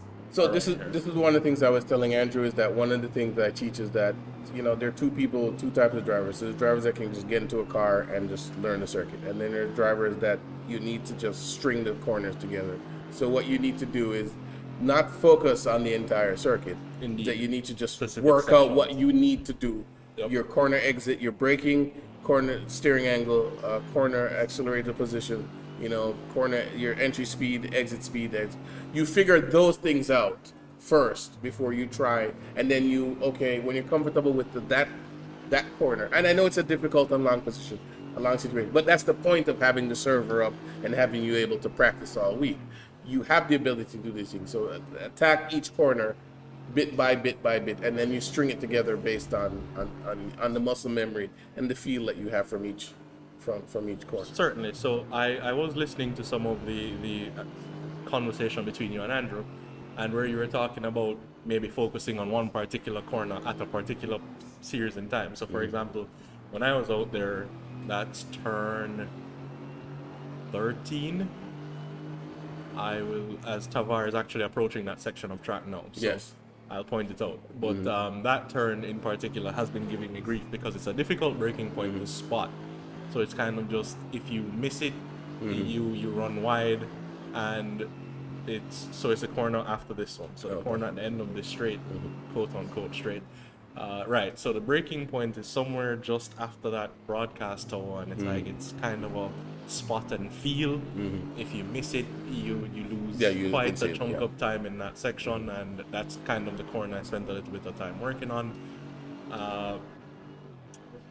The other braking zone is actually turn 2 into turn 4, because turn 2, 3, 4 are one complex. If you don't exit turn 2 properly, you'll lose time in turn 3, and then by extension turn 4. It's just those 2 sections tend to create some havoc, so you work on those 2 sections. You might find I found a second since I've been here to the times I've done all week. I did a 150.6 as my quickest time all week. I'm now down to a 149.5, I think. So yeah, It's not bad, because that's what everybody else sort of been running in. But here's the situation. So what do you see as the secret to this track? What do you think is going to make the difference between the winner and the loser here on this circuit? Oh, you can be as fast as you want, but if you're not consistent, you will certainly find yourself losing out around here, because it's not you miss an apex and you lose a tenth. You miss an apex and you lose half a second. So definitely your consistency is what's going to carry you through this kind of race, because you can find yourself losing chunks of time over one lap whilst you're quicker than everybody else in one lap pace. So just working on hitting your braking zone every time, setting up your corners, working on I don't think strategy will play much into it in terms of pit stops and so on, because the tires can technically do the whole race. You just have the benefit of having to change a set of tires. So you can take strategy out of the equation. You just know you want to pit somewhere to give yourself a good tire life towards the end stint of the race, and just be as consistent as you possibly can. All right. So we'll give Tabar. I don't know if Tabar would not be listening at this point, but we'll. I'm gonna give you when he goes back to the corner. I'm gonna show a situation. But let's talk about the car in the first place. So you've opted at home not to have the traction control. You turn it on for this. Yeah. Okay.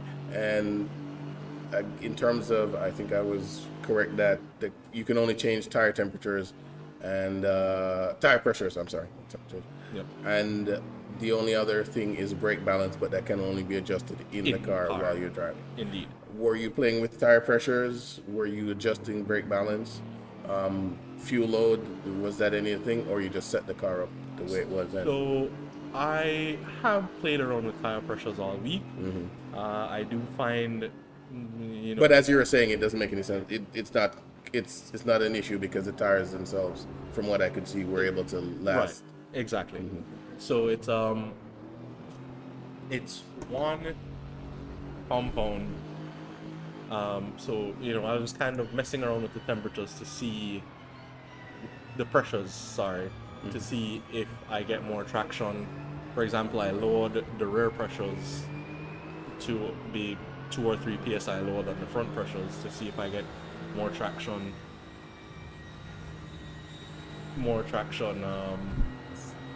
Coming out of corners, as opposed to keeping the pressures balanced so that you get a constant flow of the car. Excuse me momentarily.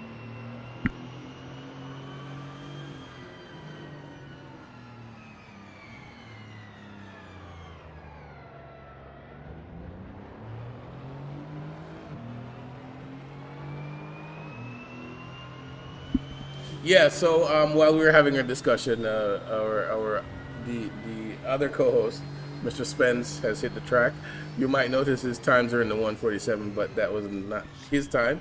That's Mr. Harrison's time. So we'll wait and see how he's doing. So, and again, Chad, this is now our time to make fun of him. Oh, absolutely. See what he's doing. Because I can hear him and his... I know he's going to be blaming the sun in his eye because the time is going on. Because when you were out, it was like 2 o'clock. Now it's like 4:30. So the sun's going down on the light time. So I'm trying to figure out what kind of driver excuses he will come up. But so we're back to the car. And so I think the tire pressures being balanced works best. I thought maybe getting a little bit more grip in the rear would have helped, but ultimately the pace has proven to be more consistent when the tire pressures are even. The brake balance definitely has to be adjusted, however, because in the default brake balance, you tend to find that the rear wants to come around quite easily. So trail braking in particular proves difficult in that kind of condition where you're trying to trail brake into a corner, but the back also wants to follow the front. So, you lose it a little bit easier without adjusting that brake balance to the front. But yeah, other than that, stock setup, adjust your brake balance and go for it. We are quite excited to see what Andrew Spence is up to out there, as I did hear him and his snarky comments when I was driving. So we'll see what Mr. Spence is able to deliver. I don't think he is. Let's click back to him and see where he is on the track. So he's coming to the end of Sector 2, starting Sector 3. Okay. So let's see how smooth he claims he can drive. Oh, yes. So I'm going to suggest a line through that corner that I think what's happening again is that, again, part of it's braking, but then I see where everybody's taking it. I don't think everybody's over far enough. To the left. Agreed. So the other part of that corner is that it's a corner that opens up to the left. So you have to also determine where you're going to point your car. Yes. If your car isn't pointed in the right spot, you will also certainly not be able to gain time through that corner. Yeah, I think everybody is. Everybody, the steering angle through that corner. So this is we're gonna give him this. This is his first lap. Boom. All right. So we're following him. Fly out, Yes. and we will tail along just to kind of get an idea of what he's capable of. Also, I guess the important thing to note is I'm gonna give him an He's excuse. all locked up right there. There we go. I'm gonna give him an excuse ahead of schedule. I have been on the server throughout the week. He has not. Okay. So All right. So he this- might not have the This is same. his first time on the track. Yeah. He might- was saying that he could beat Verstappen. So Oh well, let's see. He should be on it right from the go there then. we- So you know. Do you want to see your times? Okay, there we go. Christening the South African flag with that running white. But yeah, chat again. You know, we do make fun, but I have to say I appreciate the fact that you are actually participating. As I know, I said you've turned into the you've turned into the super host. You know, you're now. super host. Yeah, man, of That's- course. that's- No, that's a stretch. You're the voice of sim racing in Jamaica. You're like Andrew Coley. You know. Oh my, that's quite a bit of pressure there. There you go. No man, you're doing well. See, you come here and you learn out. You have another skill, and you're just as good as the at both of them. So that's it. But here we go. How far over is he gonna take it? Oh, he does go quite left. But, I personally would go all the way over to the. Still I would. As I keep telling you guys, I'm a track limit sort of person. Until the game tells me I can't use that curb, You'll be over. I'll be over there. So I would be on the curb and taking that line.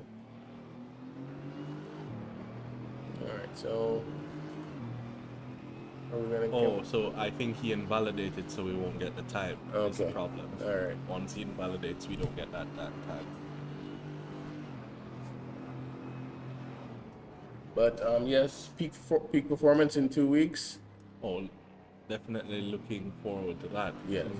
You have I was a big fan of the showcase? race on. Well, we can talk about that. But the race, our international race on Tuesday, Wednesday was a thrilling race. That was, there was one of those races where the battles all the way up and down the field. Oh, certainly. You know, you did not have a sense of who was going to win.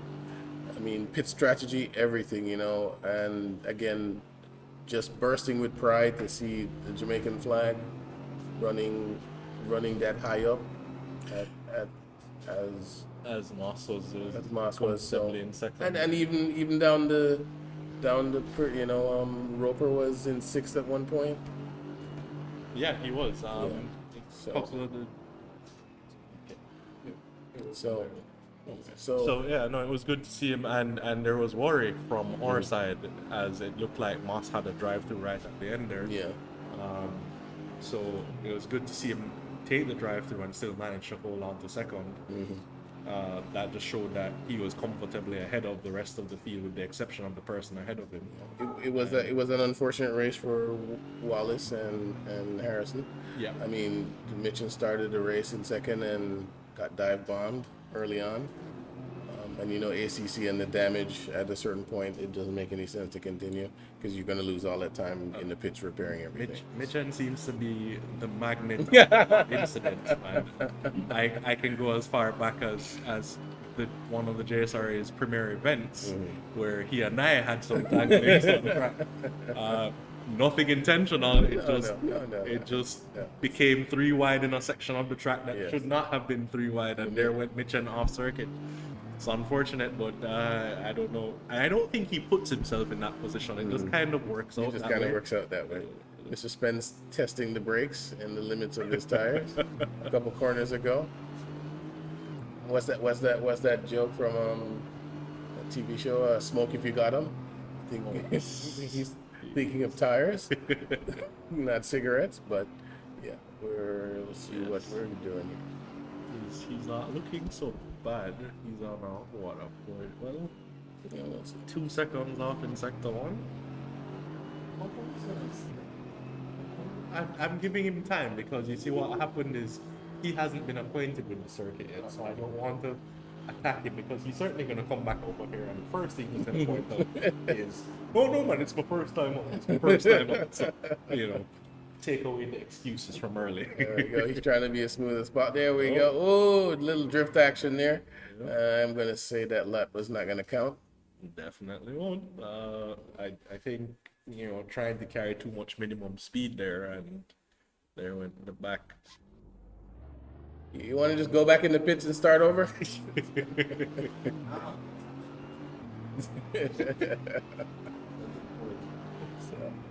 So we have him and Tavar on the circuit.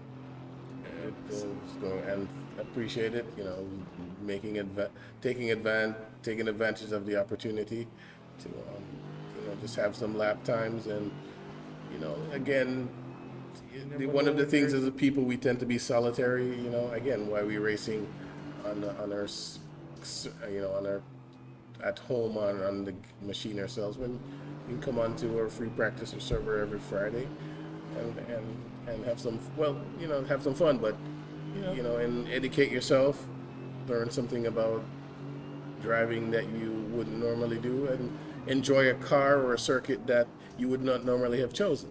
Agreed. And then the other side of that is it's so much more interesting to see what talents are out there, because you might think. So, Mr. Spence, you know, there's a corner. You want to brake and then you want to turn. You don't turn after the corner. It defeats the purpose. I'm sorry. We're just- Real professional training at the JSRA.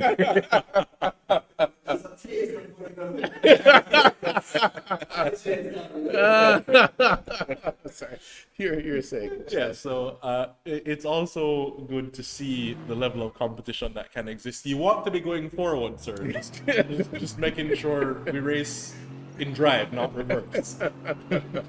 Yeah, you do find that, you know, maybe you think you're giving it your all, and you get humbled by 2 seconds. It's just a different perspective to. Speaking from experience. Oh, absolutely, absolutely. Nah, hide and talk. But yeah, no, you do find. Well, that... Mr. Spence seems to be being humbled by a corner, so it's just having some fun here. But yeah, so you know, if you are trying to figure out what kind of driver you are, how your level of competitiveness, it's a good idea to tune in, put in some laps. And the server's open all week, so this won't be your first time to showcase your abilities. You can get your practice in early so that when you come out over the broadcast, you don't look like Mr. Spence currently looks.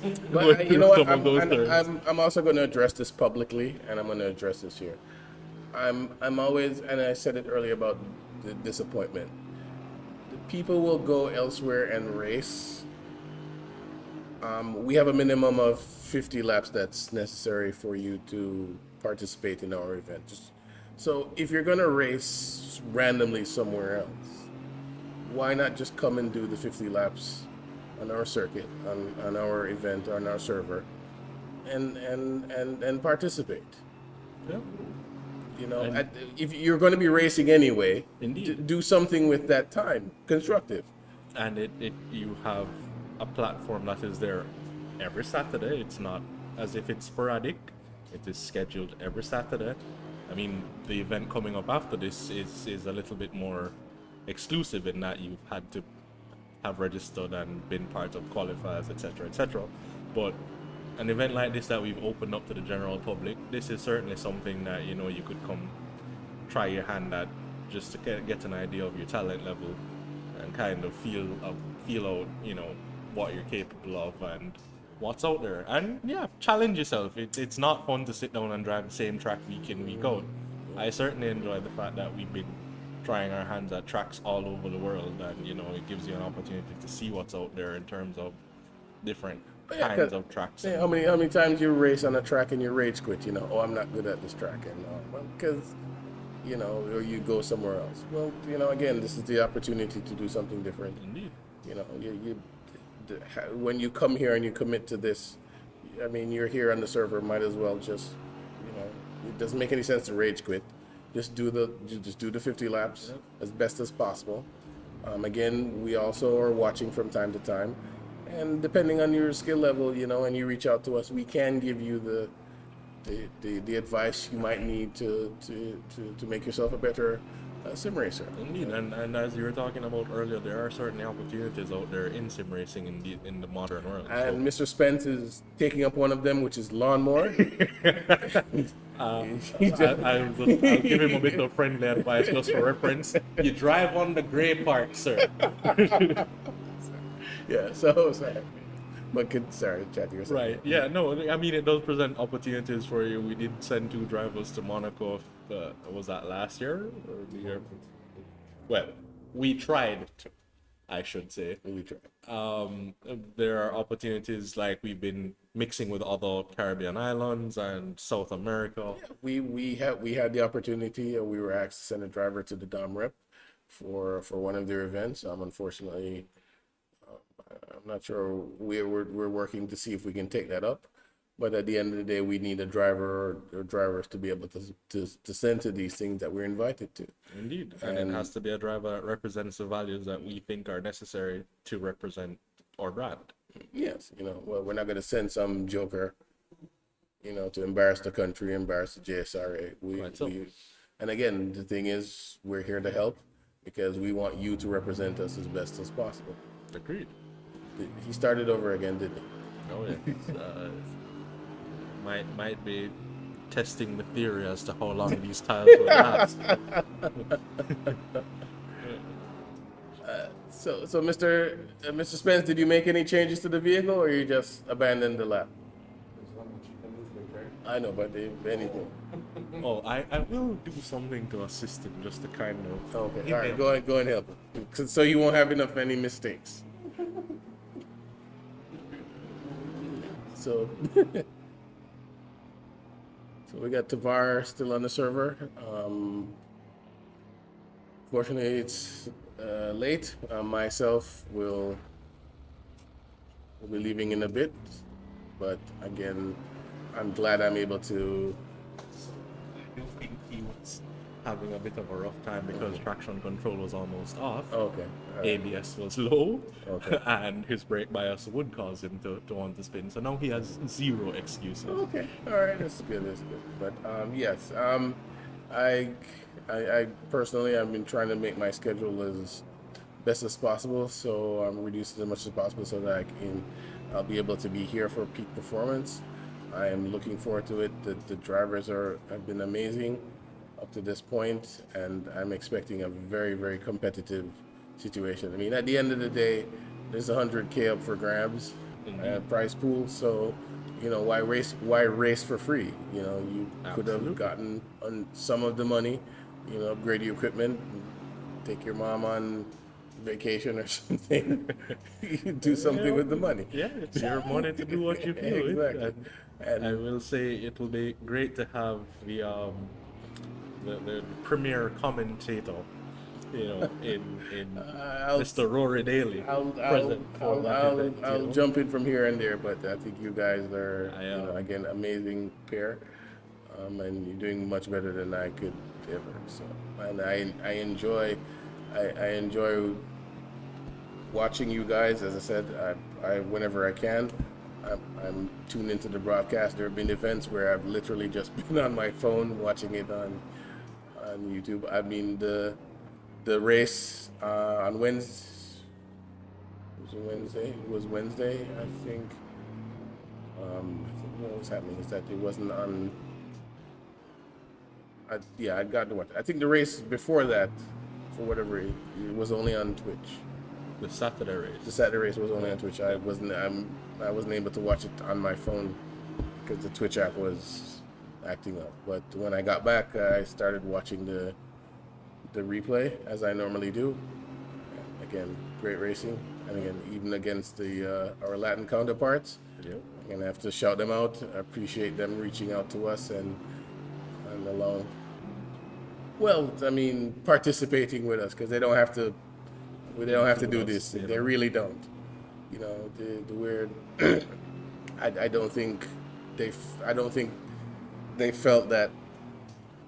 You know, there was for them to have the faith that Jamaicans could come into their event and have some level of competitiveness. You know, so you know we weren't going to come into their event and drive like morons and smash things up and so. But yeah, the quality of driving. And I continue, except for this quality of driving. Sorry. I'm just curious. Is that what it looked like when I was braking? Like, I lock up that often. No.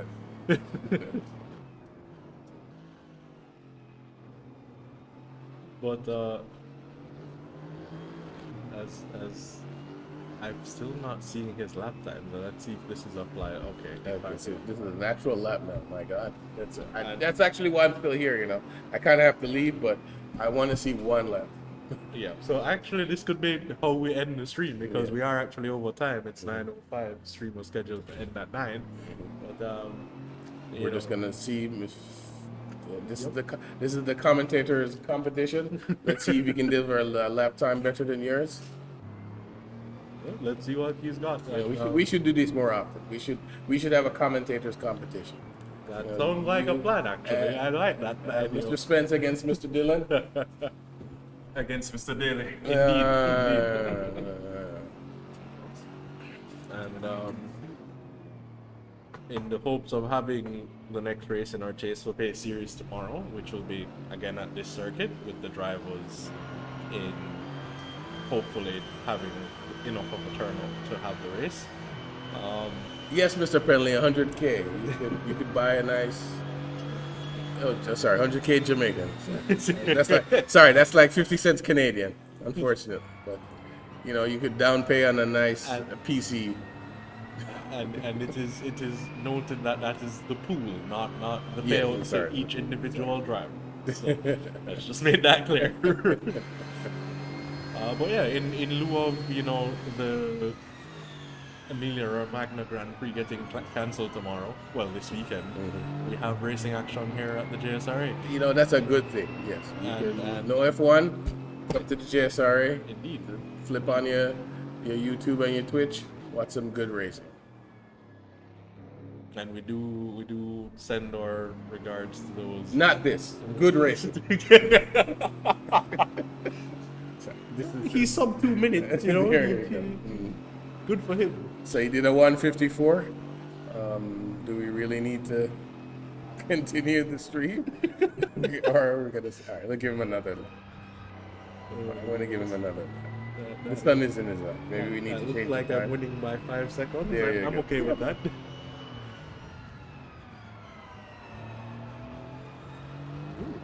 So the amateur times being a 1:49.5.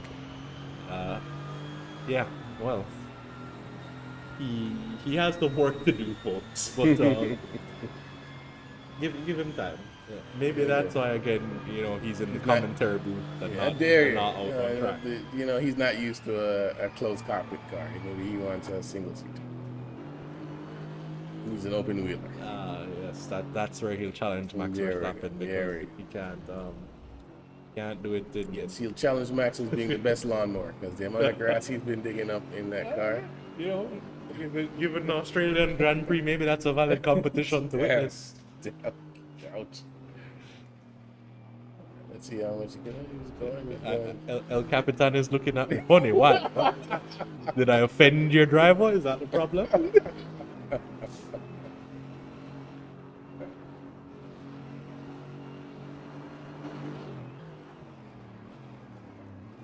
There we go. Okay, so I was just about to compliment the lap looking a little bit better than the one before. You're taking that last corner too shallow.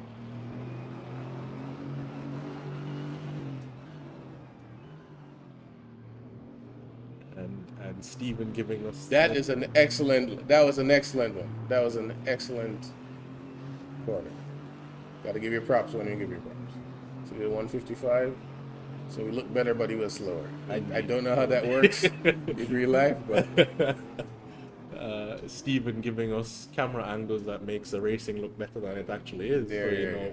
Compliments to him. Our drone operator, El Presidente. And as we are winding down the stream here, riding on board with Mr. Spence, I think this could be our final lap. Let's hope for his sake that it's one that leaves an impression of sorts. Wow, that's a good. There you go, good corner. Stay off the grass. Turn in.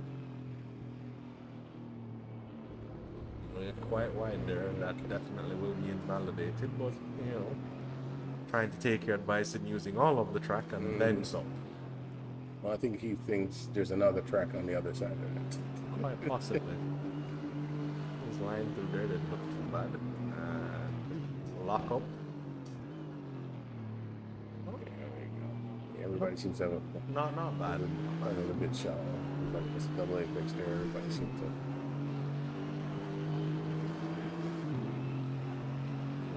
No brakes. We're gonna go all the way over to the left. All the way over to the left. Turn in. Turn in. Turn in. Braking a little too late there is the problem. And that braking zone is very tricky. There we go. There we go. Great on that corner. And then jam the brake just before the 50-meter go, board. there Turn we in. go. Yep, using a lot of track. That's good. Going Gonna down make to it? the Gonna line. make This it? could You be a gonna improve? 153. Yeah. No. What? I'm confused. And why hasn't Oh, okay. Oh, that's what happened. Okay, here you go, Trevor. Unfortunately, I must leave. Yep, that should be where Thank we you so much for having me. I look forward to Mr. Drift working here. on his drift skill here now. Thank you. Of course, I have to thank all the viewers. This wouldn't exist without you.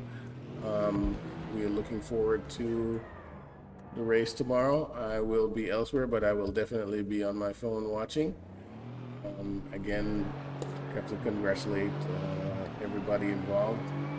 It's amazing what we've all been able to achieve, and we just keep up the good work.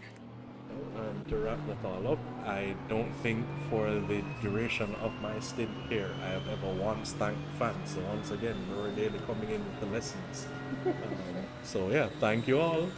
Appreciate you spending the evening with us, and as we watch my other commentary partner, I'll just close out on his behalf. Be slow and good night.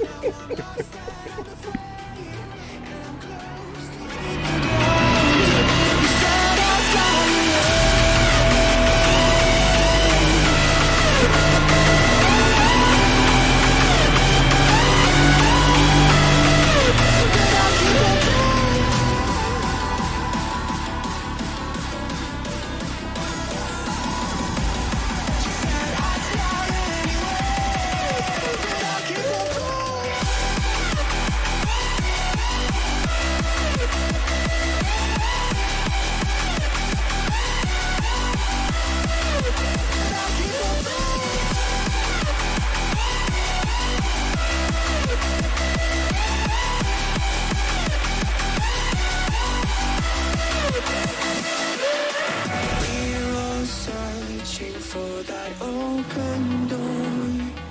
Show me proof that there is something more.